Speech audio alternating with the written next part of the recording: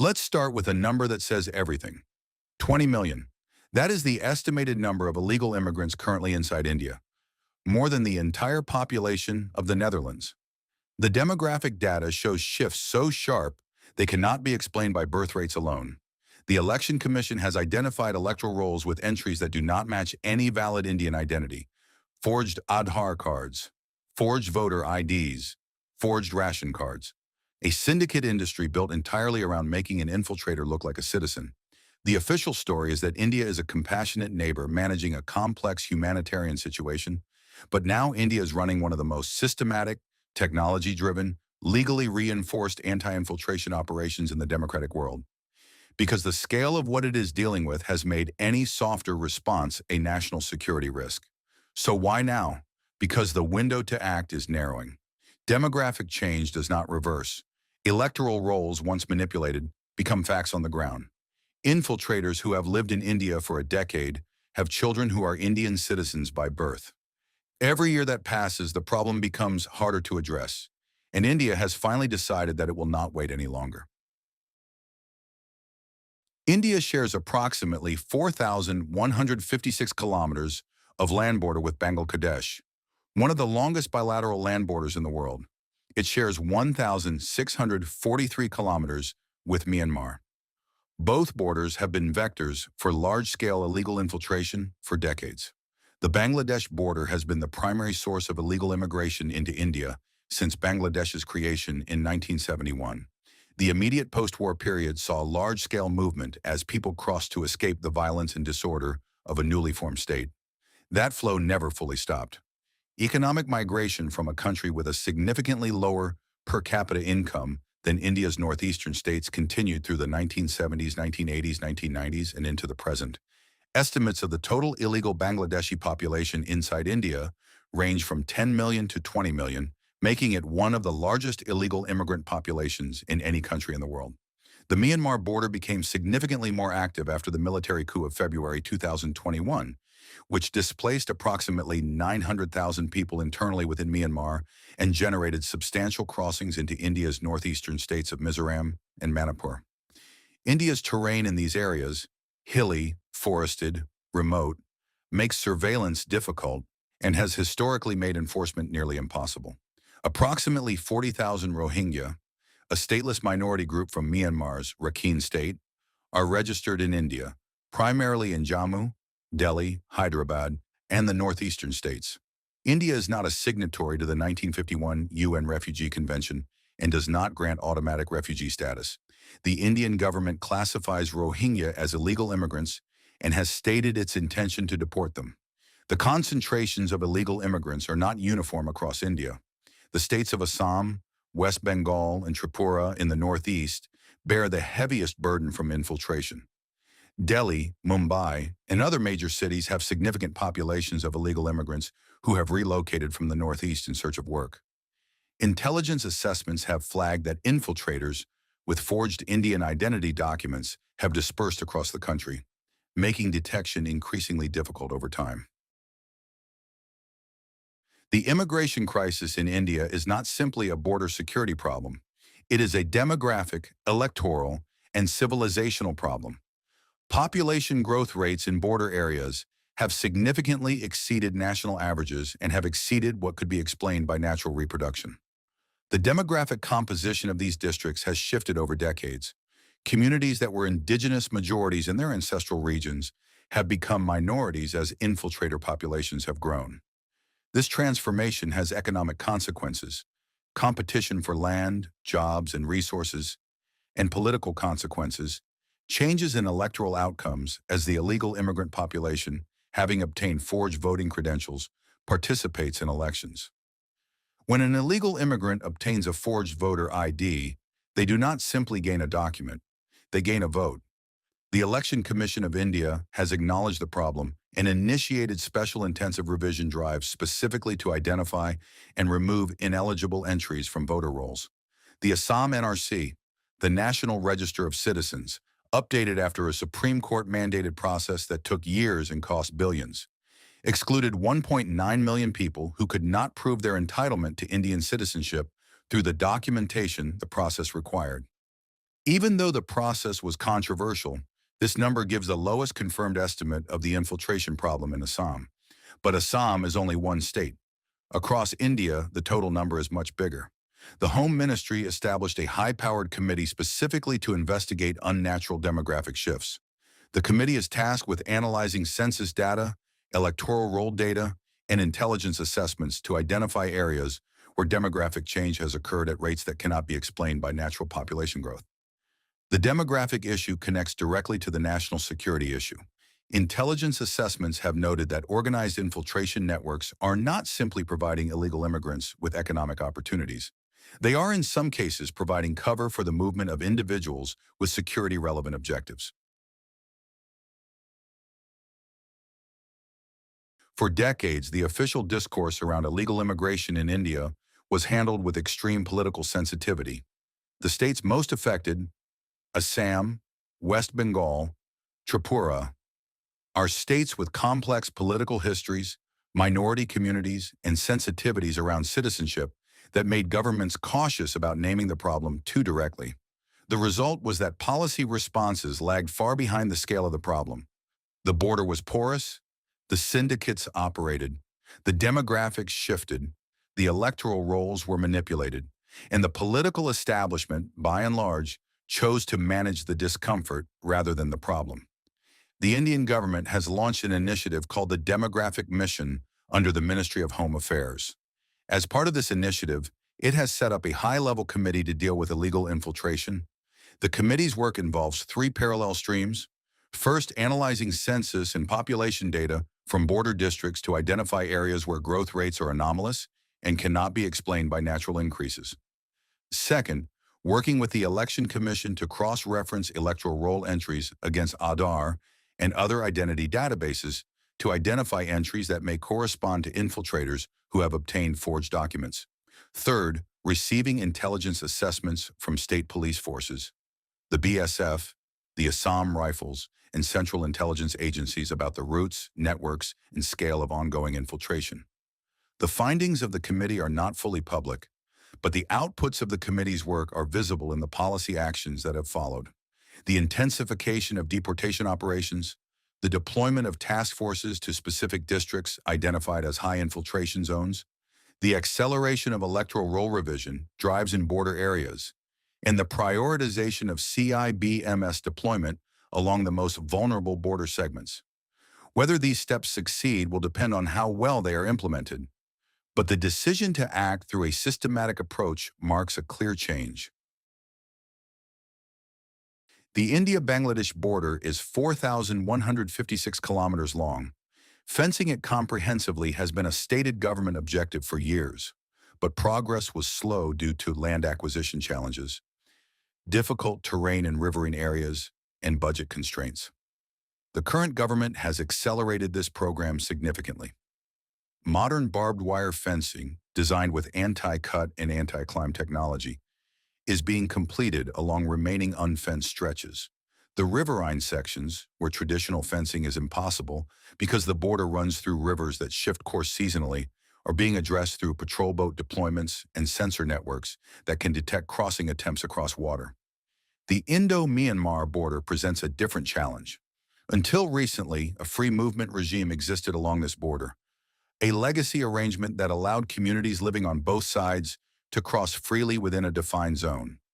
The government has moved to end this arrangement, citing the security implications of having a permeable border in the context of post-coup Myanmar, displacement, and the use of the border by insurgent groups.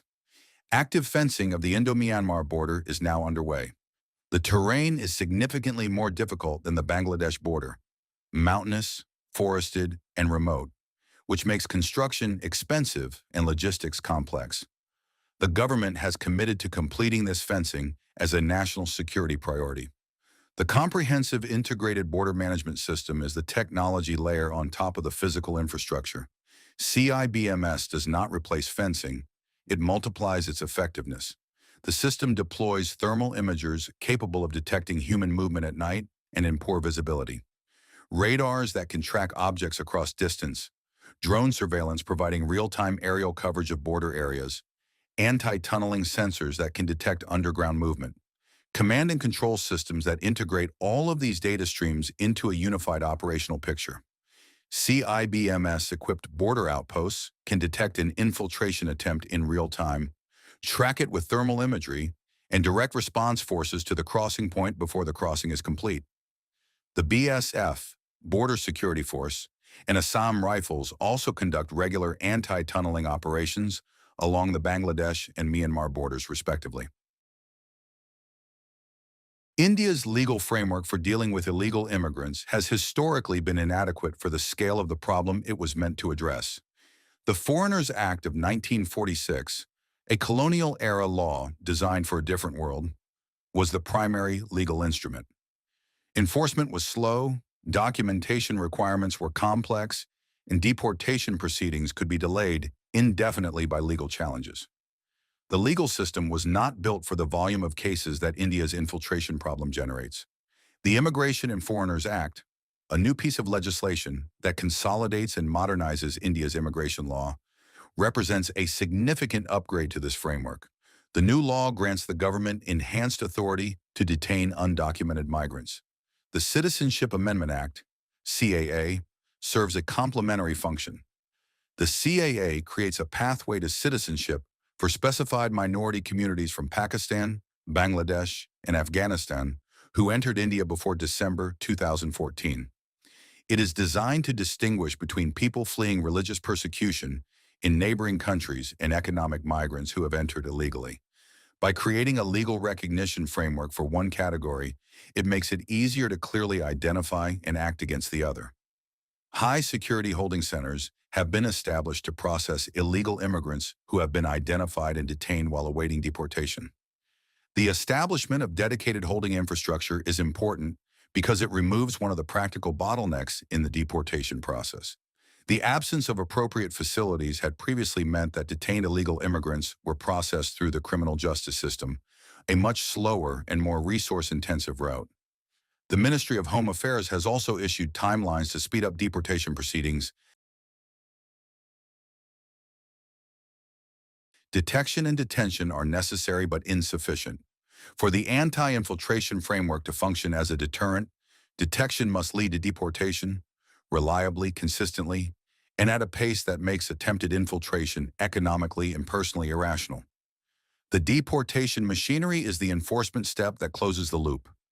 India conducts deportations of identified illegal immigrants through a process that requires nationality verification. Confirmation that the individual to be deported is a citizen of the country to which they will be returned. This verification requires diplomatic engagement with the receiving country, and it is the step that most frequently causes delays. Bangladesh has historically been cooperative in nationality verification to varying degrees under different political configurations. The post-Sheikh Hasina political situation in Bangladesh has added complexity to this diplomatic engagement, but formal channels for repatriation discussions remain active. The Ministry of Home Affairs has set internal timelines for the various stages of the deportation process, from the moment of detention through nationality verification, through the formal deportation order, through the actual repatriation. Task forces at the state level are held accountable for meeting these timelines, and central oversight monitors the pipeline of cases through each stage. Deportation volumes have increased significantly under the current policy regime. Individual deportation operations, some involving hundreds of individuals, have been publicized, both for their direct effect and for their deterrence value. When an illegal immigrant network sees that detection leads reliably to deportation, the expected cost of attempting infiltration increases.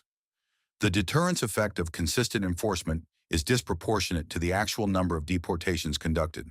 The knowledge that the risk of detection is real and the consequence is deportation changes the calculation of potential infiltrators. The bilateral diplomatic dimension of deportation is being managed through multiple channels. At the official level, India maintains formal repatriation agreements with Bangladesh, through which identified Bangladeshi nationals are returned. At the working level, border district officials maintain liaison contacts with their counterparts across the border. The Ministry of External Affairs has also been active in developing mobility partnership agreements with neighboring countries, a formal frameworks that govern the movement of labor and the return of nationals who have overstayed or entered without authorization. Illegal infiltration into India is not primarily a spontaneous phenomenon. Individuals independently deciding to cross a border and figure out the rest as they go. At the scale India is dealing with, it is an organized industry. There are agents on both sides of the border who facilitate crossings for a fee. There are document forgers in border towns and major cities who produce convincing fake Indian identity documents for a fee. There are landlords who house illegal immigrants in their first weeks in India for a fee. There are employers who recruit them, knowing their status because it allows for lower wages and no documentation obligations. The entire ecosystem is monetized. NIA investigations into infiltration syndicates have produced operational pictures of networks that are sophisticated by any standard. The agents who arrange crossings have knowledge of BSF patrol patterns, of river crossing points that are currently less surveilled, and of the timing of shifts. They have relationships with document forgers who can turn around a complete identity package quickly. They have connections in destination cities who can provide initial accommodation and employment referrals. The operation runs at scale, reliably, because it has been operating for years and has refined its process. The financial flows of these syndicates are the ED's primary domain. The money paid by infiltrators to agents, which can run to tens of thousands of rupees per person for a complete crossing and documentation package, passes through informal financial channels designed to avoid formal banking scrutiny. Some of it passes through Hawala networks, some through cash transfers, some through a chain of intermediaries who each handle a small piece of the total flow. ED investigations have followed these flows to identify the financial infrastructure of specific networks and to seize assets accumulated through the enterprise. The political protection that some syndicate operators have historically enjoyed has been another layer of the problem. In districts where illegal immigrants constitute a significant proportion of the electoral base, local political actors have had incentives to protect the infiltrators and the networks that bring them, because that population, once enrolled in voter rolls, becomes a reliable vote bank. This political economy of infiltration is part of why enforcement has been inconsistent and why central government mandates have sometimes encountered state-level resistance. The current framework, with central intelligence agencies leading the syndicate disruption operations, is designed partly to circumvent this local political resistance by removing enforcement from the hands of state-level actors who have conflicting interests. The argument for solving India's infiltration crisis is not only or primarily a national security argument, though national security is a genuine and serious component of it. It is a civilizational argument. India is among the most ethnically, linguistically, and culturally diverse nations on Earth.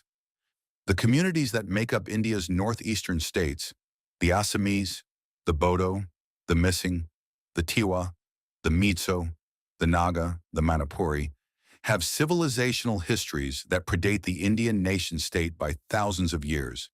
Their languages, cultures, land management practices, and social structures are irreplaceable. They cannot be relocated, reconstructed, or compensated for if the communities that carry them are demographically displaced. When the demographic composition of a district shifts because a large infiltrator population has settled there, obtaining forged documents, enrolling in voter rolls, competing for land, jobs, and resources, the indigenous community does not simply become a numerical minority. It loses control of its cultural and political future in its own ancestral territory. The electoral outcomes change, the political priorities change, the land use changes, the cultural visibility changes. These are not reversible processes once they have proceeded far enough. The Supreme Court of India, in the case that mandated the Assam NRC, explicitly recognized this dimension of the problem. The updating of the NRC was ordered as a response to a documented and judicially acknowledged crisis of illegal immigration that was threatening the demographic integrity of a state and the civic rights of its legitimate residents. The process was long, imperfect, and contested, but it was the result of India's own highest court recognizing that illegal immigration at the scale Assam had experienced was not simply an administrative inconvenience. It was an existential threat to the indigenous communities of that state. It was an existential threat to the indigenous communities of that state.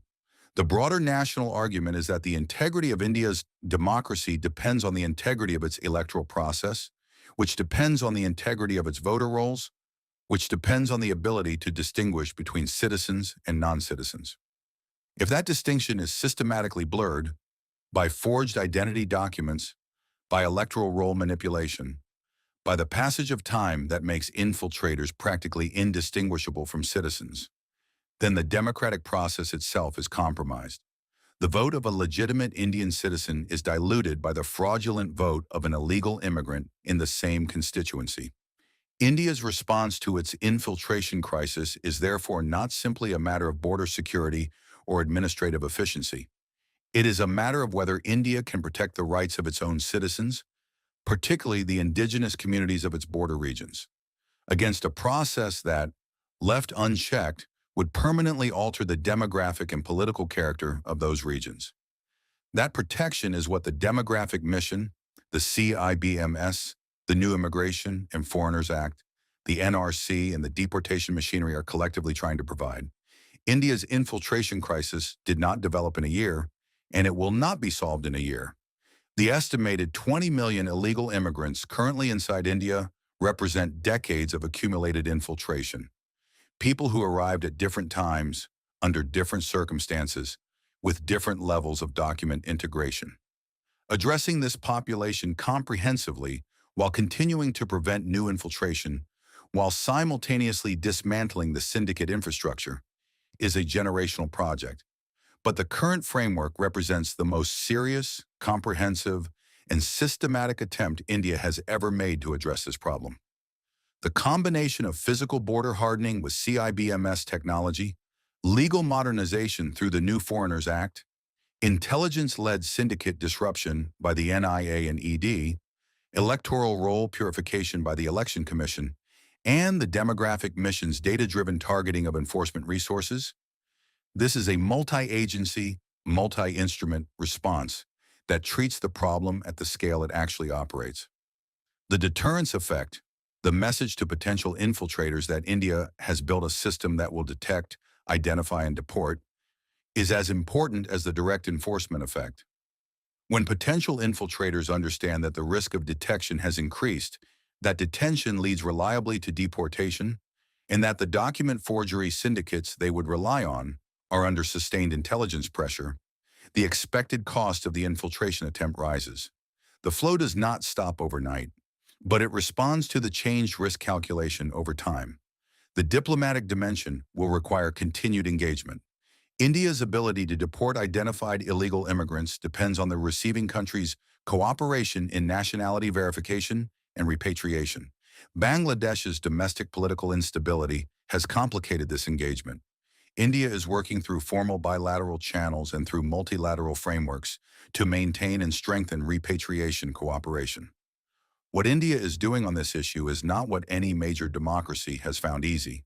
The legal, administrative, intelligence, and diplomatic complexity of addressing illegal immigration at the scale India faces, in a democratic system with an independent judiciary and strong civil society, is genuinely formidable.